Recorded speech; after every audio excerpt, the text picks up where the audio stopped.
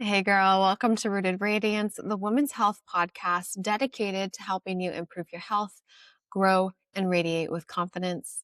Have you ever set out to do a goal only to get in your own way? Self-sabotage isn't a character flaw, it's this protective pattern that your brain just learned along the way. So, here's what we're going to be diving into today's episode: why we self sabotage, how it shows up in our everyday life, how to break that cycle, and how to rebuild trust with yourself. So, let's start off with what self sabotage is. Self sabotage is when your actions or inactions don't match your goals. And it's not because you're lazy, but because part of you feels unsafe, overwhelmed, or just simply unprepared. Our brains prefer what is familiar over what might be better for us. So the current, the familiar, the old behaviors feel safer to us than a new thought, a new behavior, or the future. Self-sabotage feels safe because you're not stepping into something new. You're staying in your comfort zone. You might be wondering how this manifests in your daily life. Okay, it shows up with procrastination, overthinking, poor time management, needing perfectionism, overexercising, waiting to be prepared, overeating or overdrinking, and trying to be in control of everything. Often it shows up as all or nothing thinking for a lot of people. Have you ever had the thought, if I can't do it perfectly, I won't do it at all? Where you may miss a workout and then you just skip the whole week. That is all or nothing thinking. You're self-sabotaging because of all or nothing thinking, and it's tied into perfectionism. Because if you can't do all the things that you want to do, eat really well, exercise the way that you want to, hydrate, get good sleep, if you can't do it all, then you're just not going to do it. And that's, again, tied into perfectionism that you connect with. You want everything to go perfectly. And if it doesn't go perfectly, then, screw it, right? You just kind of throw in the towel. The other thing is overcommitting. Setting goals that are just too much to start sets you up for failure.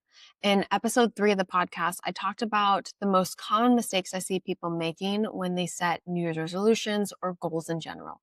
If you haven't listened to that, go back and listen to episode 3 because it outlines how to set goals and how to succeed in them. So the next one is procrastination, especially procrastination disguised as planning. This is where you might say, I'll just start Monday, or I need the perfect planner so I can plan everything correctly, right?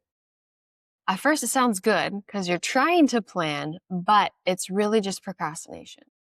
Because then oftentimes what you usually do is that you'll just say, I'll do it later, I'll do it on Monday. And over time, you erode trust in yourself.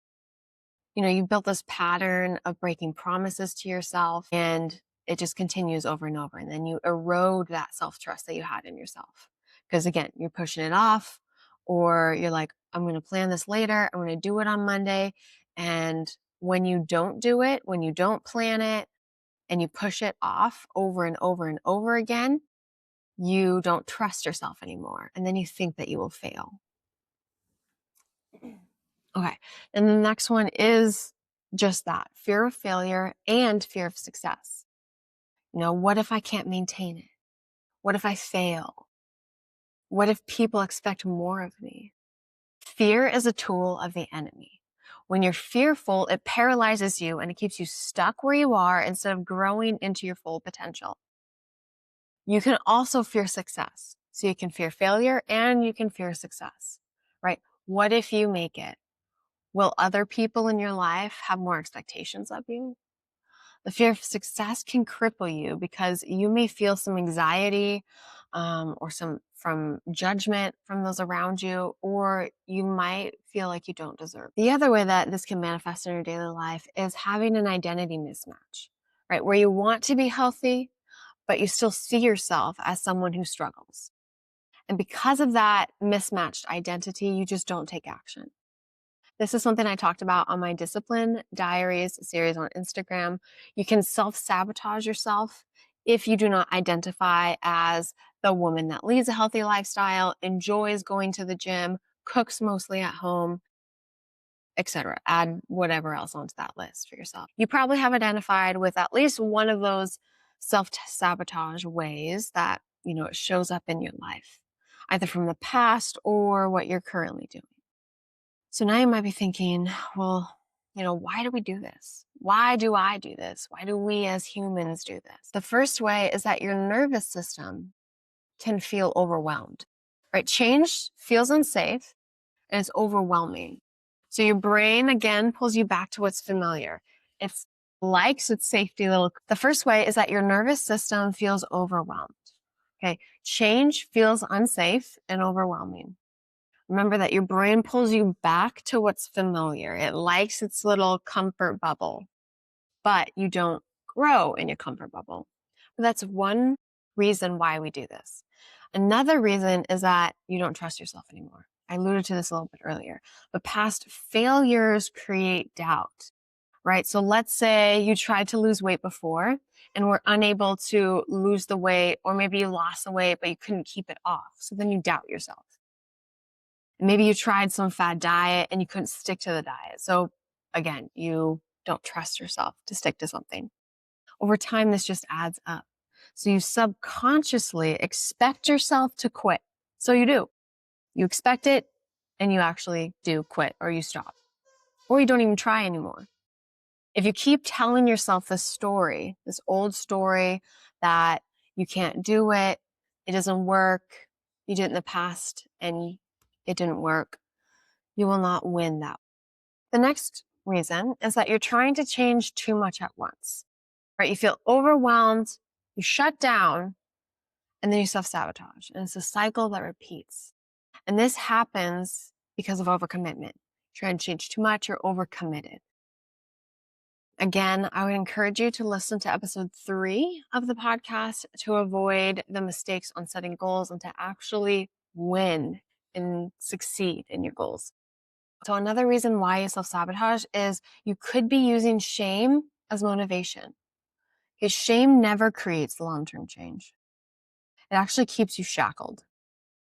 It might help with a short burst of motivation and urgency to maybe finally accomplish the goal that you want to accomplish.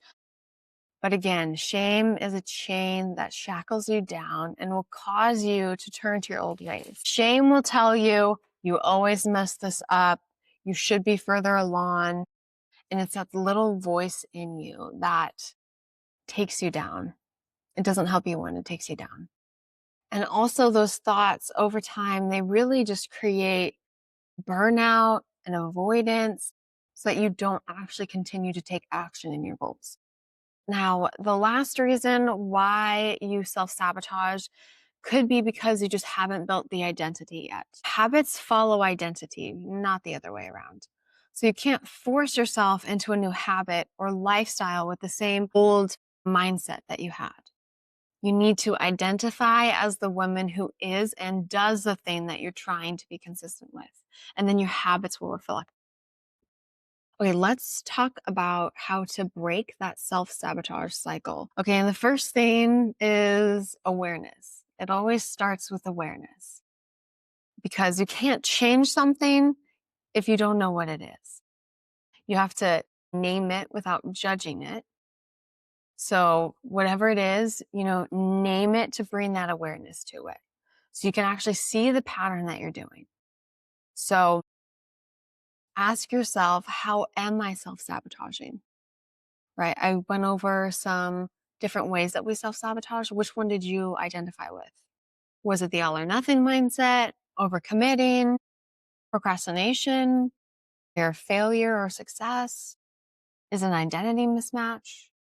Second step would be to remove the pressure. So once you're aware of your pattern, whatever it is, the next step is just to remove that pressure that's making you self-sabotage. So self-sabotage can come from pressure to do it perfectly, pressure to change quickly, pressure to never slip up.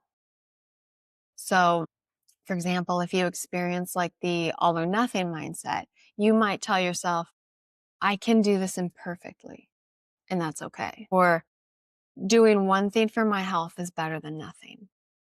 right? Because if you remember, the all or nothing mindset is that you have to do it all or nothing at all, right? So instead of having that perfectionism of having to do everything perfectly, just telling yourself, doing one thing for my health is better than nothing can help you to remove that pressure, recognize what you're doing because you're doing something positive for your health, and then just keeping that going. So remove that pressure. Next thing is that you do need to build identity with this and identity based habits. Even if the identity wasn't your main way of self sabotage, you need to continue to build the identity. So after removing that pressure, focus on what the behavior is that you want or the outcome that you want and build the identity around that.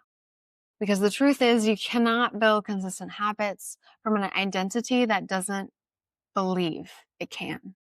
So if you see yourself as the woman who just always falls off or isn't disciplined or just never sticks to things, your brain will keep pulling you back to that version of yourself because it feels familiar.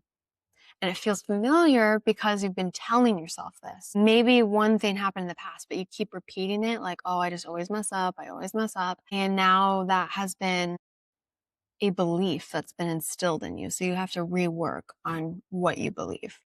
So I'm going to kind of provide you a couple of examples just to really help you with this process. So you might say, I am a woman who takes care of her body.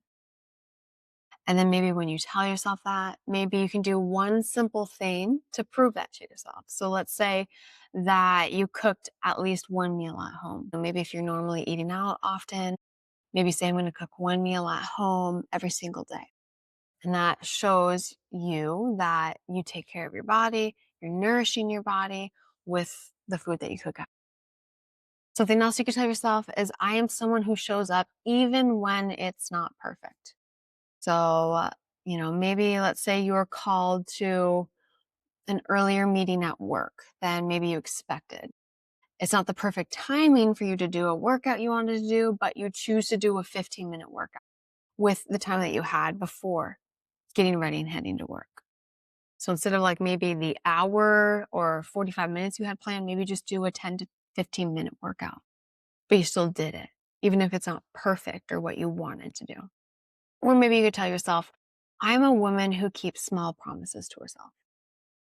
And then you show that by doing one thing that you said you would do today. This is how you break the self-sabotage cycle. This helps you to become the woman who naturally does the things you used to struggle. To help you with everything that we talked about today, here are a few journaling prompts to explore where you might be getting in your own way with self-sabotage. The first is, what fear is underneath this pattern? 2, how can I speak into that fear with some compassion? 3, what is one promise I can keep to myself this week?